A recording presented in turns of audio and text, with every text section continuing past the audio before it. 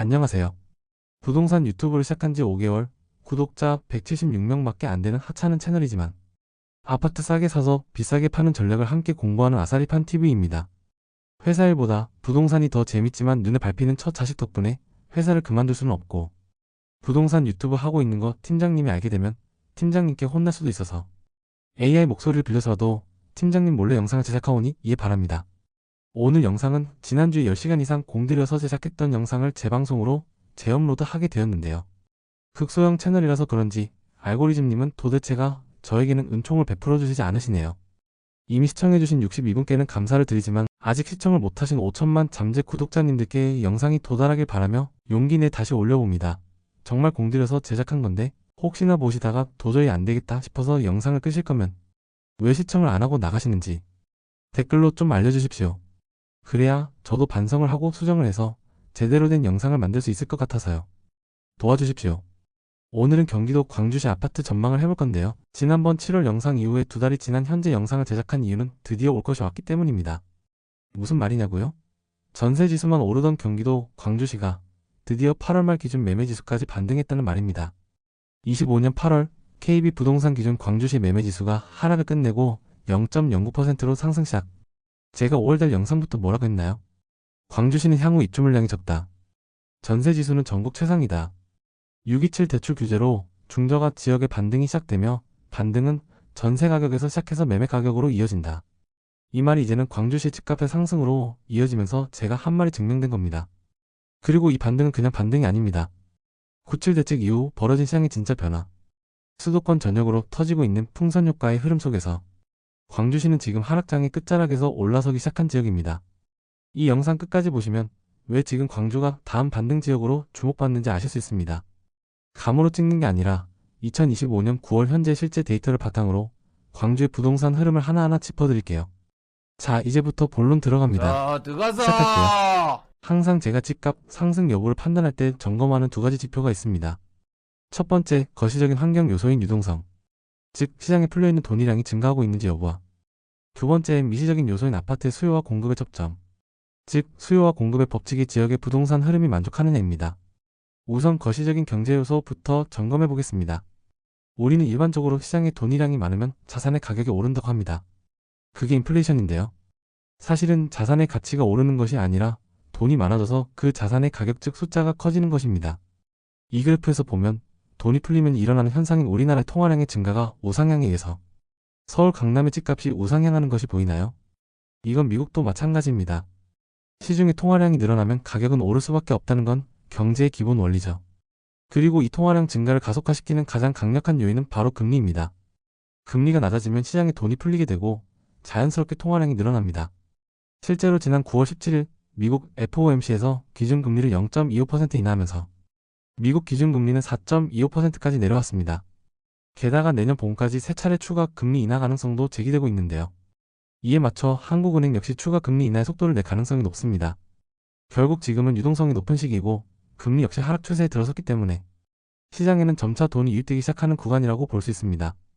즉 가격 반등을 위한 기반은 이미 다져지고 있고, 이렇게 거시적인 조건만 놓고 본다면 상승장의 초기 신호가 만들어지고 있다고 분석할 수 있겠습니다. 두 번째 점검할 사항은 수요와 공급의 법칙에 의해 공급이 부족하여 상승의 지표를 만들어가고 있느냐입니다. 아파트 가격의 상승 조건은 우선 아파트의 공급 부족에서부터 시작됩니다. 공급이 부족하면 전세 매물은 감소합니다. 보통 아파트 입주장에서 전세 매물이 40에서 50%까지 나오는데 아파트 입주 물량이 없기 때문에 전세 매물은 감소, 전세 가격은 상승. 전세 가격의 상승으로 인해 전세 가격과 매매 가격의 격차인 갭이 감소를 하게 됩니다. 갭의 감소 즉 전세 가율의 상승은 아파트 매수를 쉽게 만들어 결국엔 거래량이 증가하게 되고, 이 앞에 모든 현황을 지표를 나타낸 집을 사고 싶거나 팔고 싶은 심리를 나타내는 매수 위지수의 상승을 이끌어내요. 지역의 아파트 가격이 상승을 하게 되는 원리입니다. 그렇다면 이제 경기도 광주시의 부동산 통계 데이터를 위해 공식에 넣어보겠습니다. 먼저 경기도 광주시의 공급이 부족한지를 확인하기 위해서 향후 공급 물량을 확인해 보겠습니다. 이것은 경기도 광주시 향후 공급량 그래프입니다. 2025년 광주시 신규 입주 물량은 351세대로 예상되며 이는 연간 수요 물량인 1985세대에 비해 부족한 수치입니다. 입주 물량을 보면 26년엔 평균 수요량 1985세대 대비 약 500세대가 많지만 27년, 28년, 29년까지도 평균 수요량 대비 낮은 상태입니다. 비록 인허가 받은 후 분양 미정 상태의 물량이 1712세대가 있지만 지금 바로 분양을 하더라도 28년 이후에 입주가 가능하기 때문에 앞으로 3년간은 공급 부족으로 인한 전세가 상승은 이미 예상이 되는 시점입니다. 수요와 공급에 의한 아파트 가격 변동 중 첫 번째인 공급 부족은 데이터로 확인되었습니다. 아, 잠깐만요. 저는 앞뒤 근거 없이 신년만으로 말로만 대충 리뷰하는 전문가들과는 달리 모든 영상에서 리뷰되는 내용의 근거를 데이터를 기반으로 정리하여 리뷰하는 방식으로 운영하는데요. 이런 방식이 마음에 든다면 구독해 두시어 앞으로도 더 좋은 정보도 챙겨 가십시오. 본론으로 와서 광주시와 같이 공급량이 부족하면 제가 말하는 집값 상승 메커니즘으로 볼 때 그 다음은 전세 매물 감소가 이뤄져야 됩니다. 공급량이 부족한 광주시. 그렇다면 광주시는 전세 물량이 감소하고 있을까요? 이 그래프는 광주시 입주 년차부터 30년차 300세대 이상인 광주시 아파트의 전세 물량을 나타낸 그래프입니다. 전세 물량은 작년 6월 기준 1003세대에서부터 지속적으로 감소하여 25년 9월 현재 128세대까지 감소했으며 최근 2년 사이 최저점까지 내려와 있는 상태입니다. 현재 전세 부족의 수준을 확인해보기 위해 지난 코로나 상승장인 2020년부터 현재까지의 광주시 전체 전세 물량과 매매지수와의 관계를 확인해보겠습니다. 광주시는 2020년 1월에 최초로 매매지수가 상승으로 전환되었는데요. 19년 12월 매매지수가 71.1에서 2020년 1월에 71.13으로 최초 상승이 되었습니다. 당시의 전세 매물을 보면 매물 감소 추세에 있었으며 매물의 수량이 268세대인 것이 확인됩니다. 그렇다면 25년 9월 현재 전세 물량 128세대가 얼마나 적은 수량인지 확인이 되시겠죠? 이런 전세 매물의 감소는 무엇을 의미할까요? 네, 전세 가격 상승입니다. 그럼 전세 가격은 지금 현재 어떻게 되었을까요? 25년 3월까지 전세가는 하락하고 있었으나 4월 0.17% 상승을 기점으로 지속 상승하여 8월 마감 기준 0.31%로 5개월 연속 전세가가 상승 중이며 전국 순위로 보더라도 전국 전세가 상승률 37위까지 올라온 상태입니다. 전세 가격을 입주년차별로 보면 광주시 전체 아파트의 전세 매물의 가격은 25년 2월부터 반등하였으며 입주 30년차의 구축의 경우에도 25년 5월부터 반등하여 흐름을 같이 하네요. 시세를 이끄는 입주 10년차 이하 신축단지는 어떨까요? 역시나 신축 대장단지는 이미 24년 9월부터 전세가가 반등하는 모습이네요. 역시나 어디든지 대장은 대장이네요. 결국 전세 가격 상승 조건에 대해서도 광주시는 만족한 결과가 확인되었습니다. 자, 다음은 매매가와 전세가 객가격입니다. 객가격이란 전세 가격 대비 매매 가격의 비율인 전세 가율이라고 보시면 되는데요. 입주 년차별로 객가격의 흐름을 알아보기 위해서 연차별로 준비한 이 자료와 같이 샵 1번 광주시 전체 아파트의 전세가율, 샵 2번 입주 10년차까지의 전세가율, 샵 3번 입주 20년차까지의 전세가율, 샵 4번 입주 30년차까지의 전세가율을 보면 2023년을 기점으로 전세가율이 지속적으로 상승하고 있습니다. 전세가율이 오른다는 의미는 매매가 대비 전세가가 충분히 올라와서 적은 자본으로도 매수를 할 수 있는 환경이 형성된다는 뜻인데요. 실제로 코로나 장세에서 광주시 매매지수가 처음으로 반등했던 2020년 1월 당시의 전세가율과 2025년 9월 현재 전세가율을 비교해보면 큰 차이를 확인할 수 있습니다. 화면에 녹색 점선 보이시나요? 이는 2020년 1월 대비 현재 2025년 9월 전세가율의 흐름을 보여준 선입니다. 특히 샵 2번 단지처럼 입주 10년차의 준신축 아파트의 경우 전세가율이 지난 상승장과 유사한 수준인 67.2%까지 회복한 것을 확인할 수 있습니다.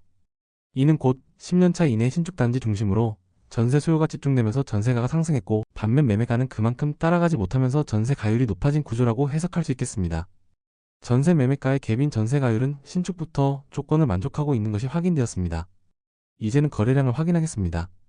25년 3월 광주시의 거래량은 261건으로 최근 7년간 거래량 평균치인 208건을 초과하기 시작했는데요.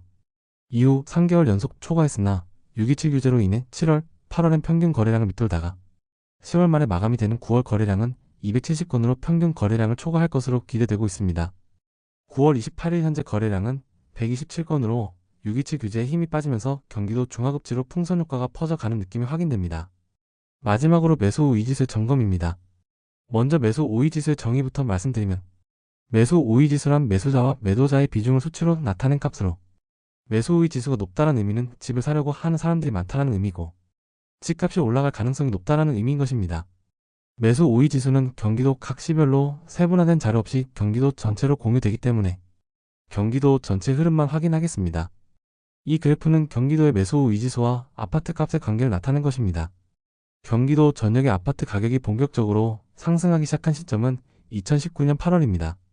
이때 매수 후 이지수가 기준선인 40포인트를 넘으면서 상승장이 시작됐고요. 2020년 1월 100포인트를 돌파하면서는 말 그대로 폭등장이 펼쳐졌습니다. 이후 2021년 12월을 기점으로 다시 40포인트 밑으로 내려가면서 거래량이 급감했고 그게 바로 경기도 아파트 값의 최고점을 찍은 순간이었습니다. 그렇다면 지금은 어떤 시점일까요?